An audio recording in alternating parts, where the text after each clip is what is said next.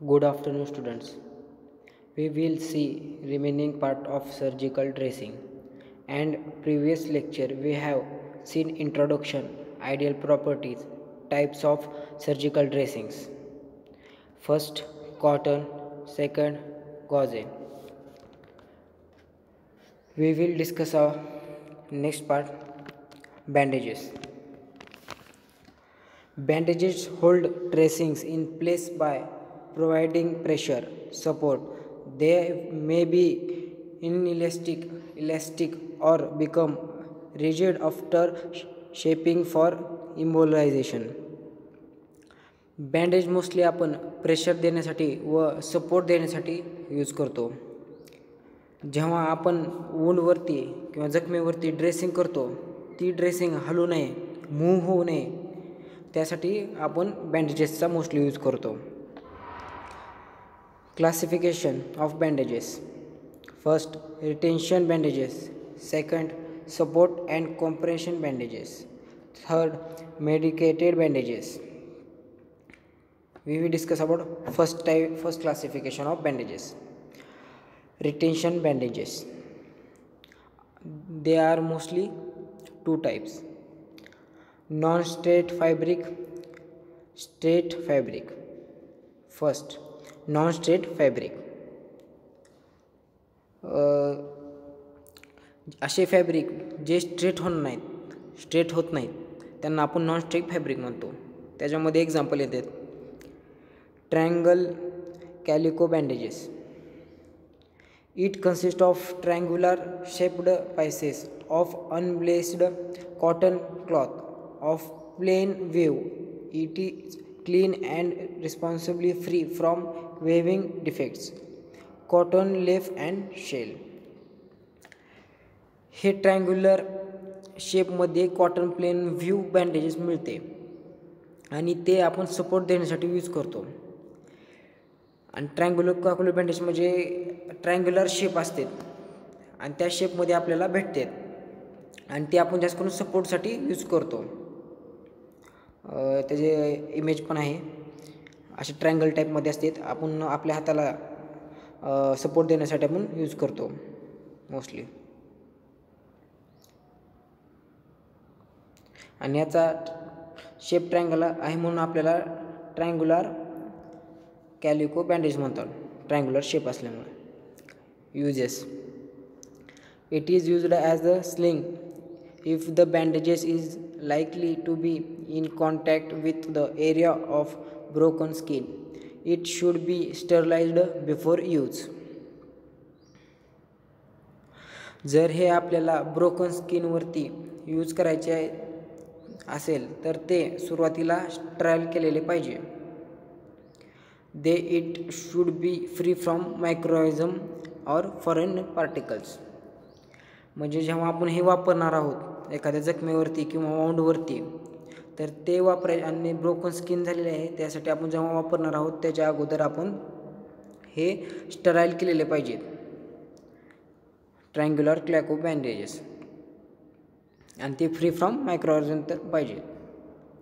Second time, domette bandages.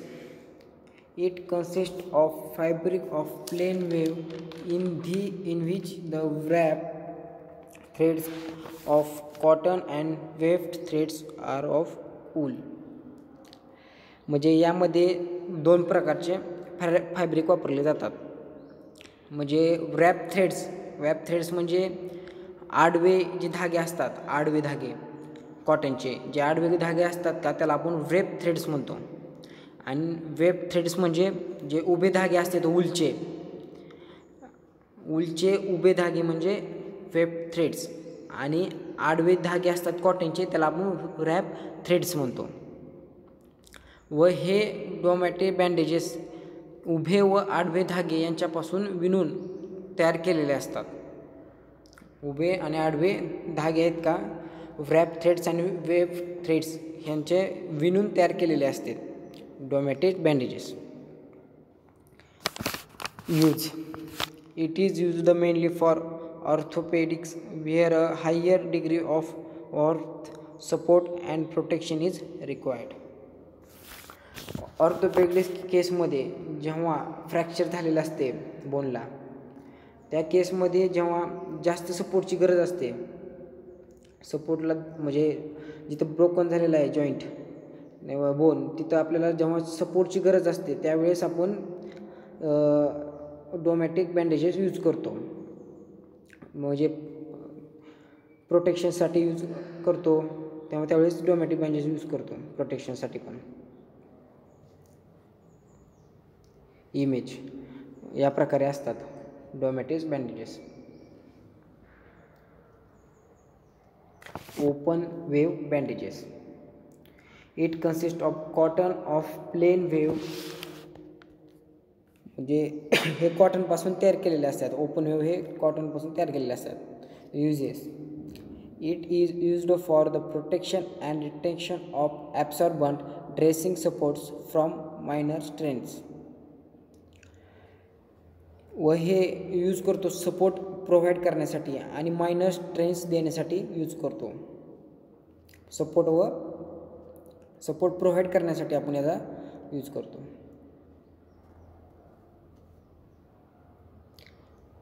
Straight fabric retention bandages. त्याच्यामध्ये example cotton conforming bandages. It consist of cotton of plain weave treated to impart some elasticity to wrap and weft. याच्यामध्ये elasticity असते व ते थोडेसे straight होऊ शकतात. आणि fabric म्हणजे याचे जे फॅब्रिक आहेत त्याच्यामध्ये इलॅस्टिसिटी असते आणि ते थोडेसे असे स्ट्रेट पण होऊ शकतात. ते कॉटनपासून बनवलेले असतात, त्यामुळे ते स्ट्रेट होऊ शकतात आणि इलॅस्टिसिटी त्यात प्रेझेंट असते कॉटन कॉन्फॉर्मिंग बँडेजेसमध्ये.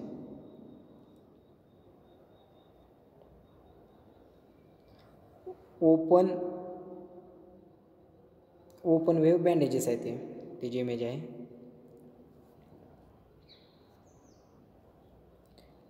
युजेस.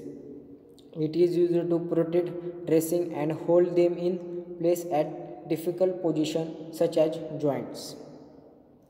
जॉईंट्सला आपण होल्ड करण्यासाठी यूज करतो व ड्रेसिंगला प्रोटेक्ट करण्यासाठी यूज करतो. जे जॉईंट्स असतात त्याला आपण होल्ड करण्यासाठी मोस्टली यूज करतो आणि ड्रेसिंगला प्रोटेक्ट करण्यासाठी पण आपण याचा यूज करू शकतो. Second, support and compression bandages.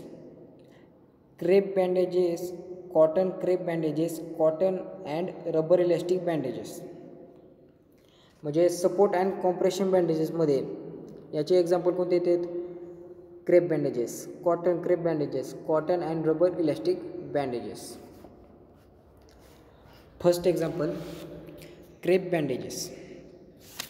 It is used to create localized pressure. Second, it used to treat muscle sprains and strains which can restrict swelling at the place of injury. जेव्हा एकदम पायामध्ये चमक येते तेव्हा तेथे स्विलिंग होऊ शकते. अचानक एकदम चमक आल्यामुळे पळता किंवा चलताना एकदम चमक आली पायामध्ये तर तिथे स्विलिंग येऊ शकते. पण तिथं स्विलिंग येऊ नये म्हणून आपण क्रेप बँडेजेसचा यूज करतो तिथे. आलं का लक्षात? जेव्हा एकदम आपण पळत असू नाही तर चलत असू एकदम चमक आली, पाय मुरगळला, त्या तिथे म्हणजे स्विलिंग होऊ शकते, सूज येऊ शकते. पण तिथं सूज येऊ नये म्हणून तिथं आपण काय करतो?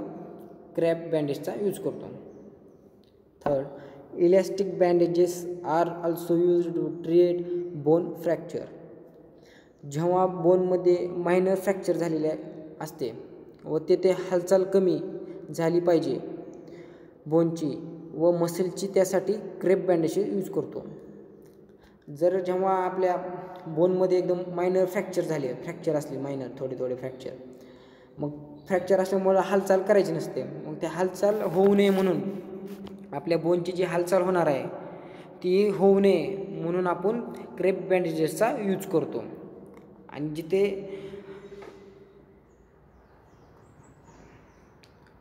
It is also used for correctional purpose and as compression over paste. जर एखादी पेस्ट लावली असेल इंजुरी झालेल्या ठिकाणी किंवा पार्टवर, तर ती प्रोटेक्शनचं काम करते क्रेप बँडेजेस. एखाद्या ठिकाणी आपल्याला लागलेलं असेल, इंजुरी झालेली असेल, तर हे क्रेप बँडेजेस आपण त्याच्यावर लावून त्या वॉन्डला इंजुरीला प्रोटेक्शनचं काम करते crepe bandages. Next, crepe bandages असे असतात, हे आपल्याला प्रोटेक्शनसाठी यूज करू शकतो.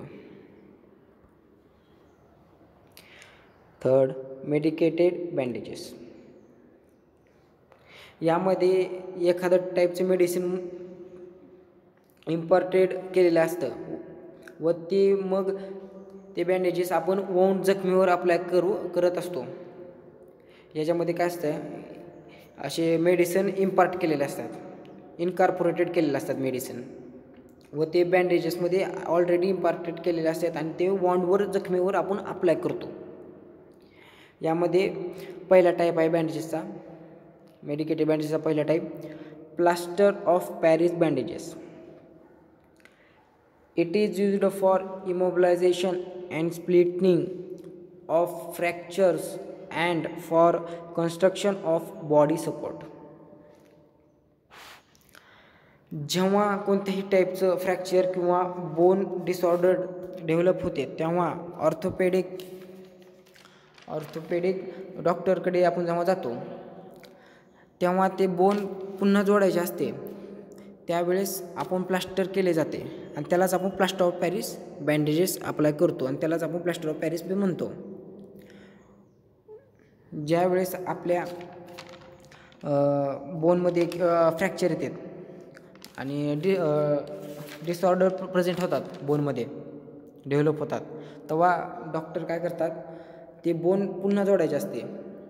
त्यासाठी आपण काय करतो, प्लास्टर करतो, त्याला पायाला किंवा हाताला प्लास्टर करतो आणि ती प्लास्टर कशाचं यूज केलेलं असतं, प्लास्टर ऑफ पॅरिस बँडेजेसपासून अप्लाय केले जातात. त्याच्यावरती plaster of Paris bandages apply करतो व आपल्या हातापायाची जी हालचाल आहे, जिथे आपल्याला फ्रॅक्चर झालेला आहे, ते हालचाल होऊ नये म्हणून आपण प्लास्टर लावतो आणि त्यालाच आपण प्लास्टर ऑफ पॅरिस पण म्हणतो.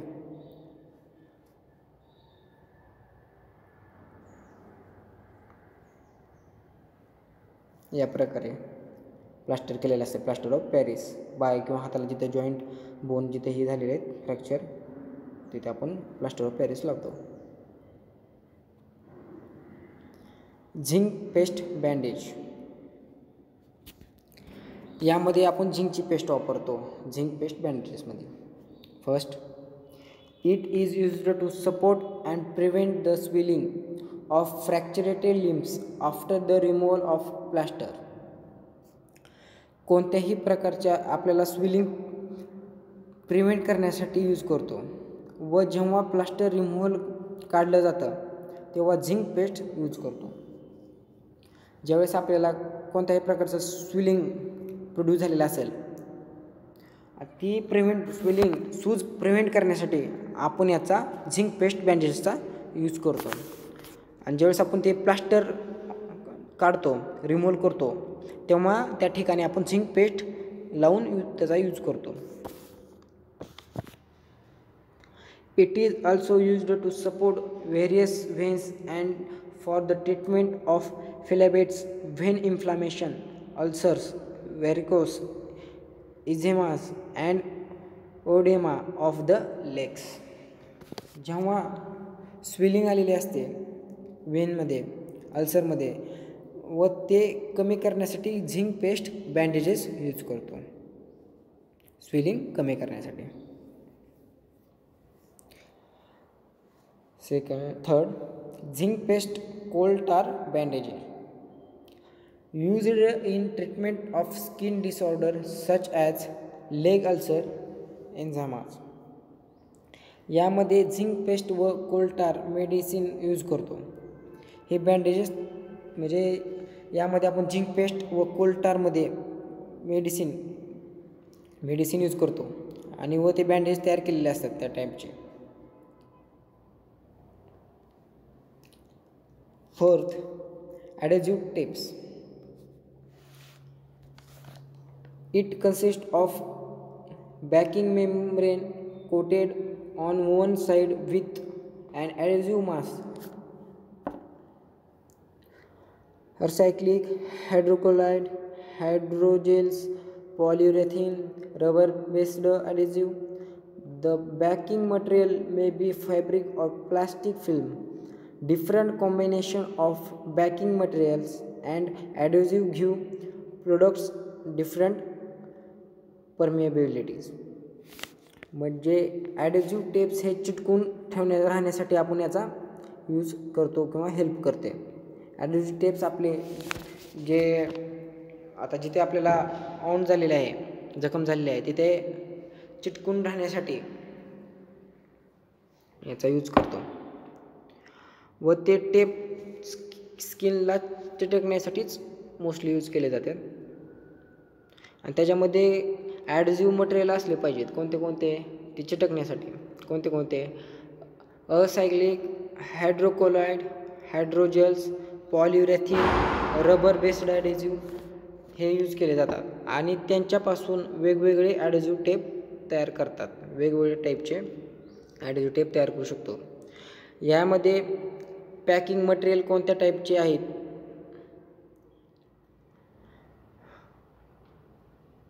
त्याचे टाईप्स खाली दिलेले आहेत.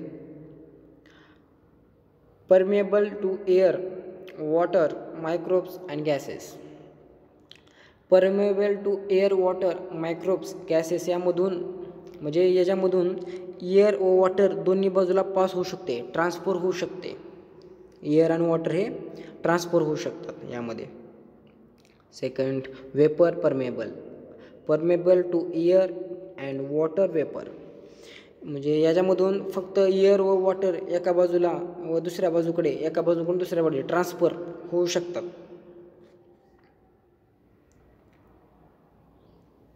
आणि परमिएबलमध्ये काय होतं, याच्यामध्ये एअर, वॉटर, मायक्रोब्स आणि गॅसेस ट्रान्सफर होऊ शकत होते परमिएबलमध्ये. आणि वेपर परमिएबलमध्ये फक्त एअर आणि वॉटर ट्रान्सफर होऊ शकतात. Third, occlusive impermeable. यामध्ये कोणत्याही प्रकारचे वेपर, वॉटर व गॅस ट्रान्सफर होऊ शकत नाही. त्याला ऑक्लेजिव्ह इम्परमेबल म्हणतो. परमेबलमधून एअर, वॉटर, मायक्रोब्स, गॅसेस हे ट्रान्सफर होऊ शकतात. वेपर परमेबलमध्ये फक्त एअर आणि वॉटर ट्रान्सफर होऊ शकते ओनली. आणि थर्डमध्ये काय, ऑक्लेजिव्ह इम्परमेबलमध्ये वेपर वॉटर गॅस ट्रान्सफर होऊ शकते. म्हणजे यामध्ये कोणत्याही प्रकारचं वेपर, वॉटर, गॅस ट्रान्सफर होऊ शकत नाही ऑक्लेजिव्ह परमिएबलमध्ये. या टाईपचे असतात bandages occlusive impermeable. Adhesive tapes are used for securing dressing and appliance. जेव्हा आपण एखादं ड्रेसिंग करतो मेडिसिनवर, जेव्हा आपण एखादं ड्रेसिंग करत असतो मेडिसिन म्हणजे कॉटन घेऊन त्याला असं जखमीवर आपण वाऊंडवर लावून त्याला प्रिव्हेंट करण्यासाठी ॲडेसिव्ह टेपचा यूज करतो. आणि तिथे आपली गरज असते त्या ॲडेसिव्ह टेपची त्या जखमेला गुंडाळण्यासाठी आणि चिटकून राहण्यासाठी. As skin closure for small incision. जेव्हा आपण छोटा कट म्हणजे एखादा छोटा तर आपल्याला कट लागलेला असेल टिश्यूवरती, स्किनवरती, आणि त्यावर आपण याचा ॲडेसिव्ह टेपचा यूज करू शकतो. For covering infects wounds and prevent the contaminations. आपली वुंड्स कवर करण्यासाठी आपण याचा यूज करतो. Adhesive dressing have a absorbent pad in addition to adhesive tape. The pad may be impregnated with the a suitable antiseptic. Adhesive ड्रेसिंगला cotton असतो व तो त्याच्यावर काही वेळा मेडिसिन असते, काही वेळा त्या कॉटन मेडिसिन पण असू शकते आणि त्याला ॲडेसिव्हनेस असतो. ज्यावेळेस त्या मेडिसिनवर म्हणजे एक ॲडेसिव्ह ड्रेसिंगला कॉटन असतो, एक कॉटन लावलेला असतो आणि त्या कॉटनवर मेडिसिन प्रेझेंट असतो आणि ते चिटकवण्यासाठी आपल्या स्किनला जिथे इंजुरी झाली आहे तिथे आपण यूज करू शकतो.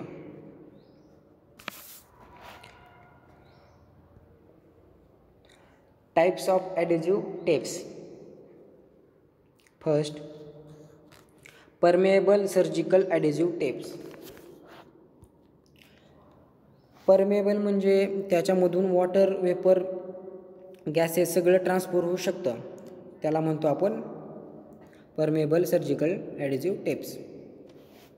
त्यामध्ये फर्स्ट आहे zinc oxide surgical adhesive tapes, use for securing, dressing and immobilize small areas.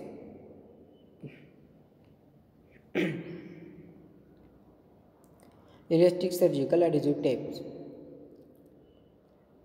Second, semi-permeable surgical adhesive tapes, used to cover the dressing where free passage of air and water vapors required but exclusion of water is required. म्हणजे जेव्हा वाऊंडवरती dressing cover करतो तेव्हा air pass होण्याची गरज असते, तेव्हा आपण semi permeable surgical adhesive tape use करतो. ज्यावेळेस आपण एका जखमेवरती, इंजुरीवरती, वाऊंडवरती ड्रेसिंग कवर केलेले असतो त्यावेळी त्याच्यामधून एअर पास होण्यासाठी आपण सेमी परमेबल सर्जिकल ॲडेझिव्हचा टेपचा यूज करतो. Third number, impermeable occlusive used to cover the wounds where exclusion of air, water, vapors and water is required. जेव्हा वाऊंड जखमेला कोणत्याही प्रकारचे एअर, वॉटर, वेपरचा टच होऊ द्यायचा नाही तेव्हा ऑक्लुझिव्ह ॲडेझिव्ह टेप यूज करतो. जेव्हा एखादी जखम असेल, इंजुरी असेल, त्या इंजुरीला एअर, वॉटर, वेपर म्हणजे एअरचा किंवा वॉटरचा किंवा वॉटर वेपरचा टच किंवा स्पर्श होऊ नये म्हणून आपण ऑक्लुझिव्ह ॲडेझिव्ह टेप यूज करतो किंवा इम्परमेबल ॲडेझिव्ह टेप यूज करतो. थँक्यू.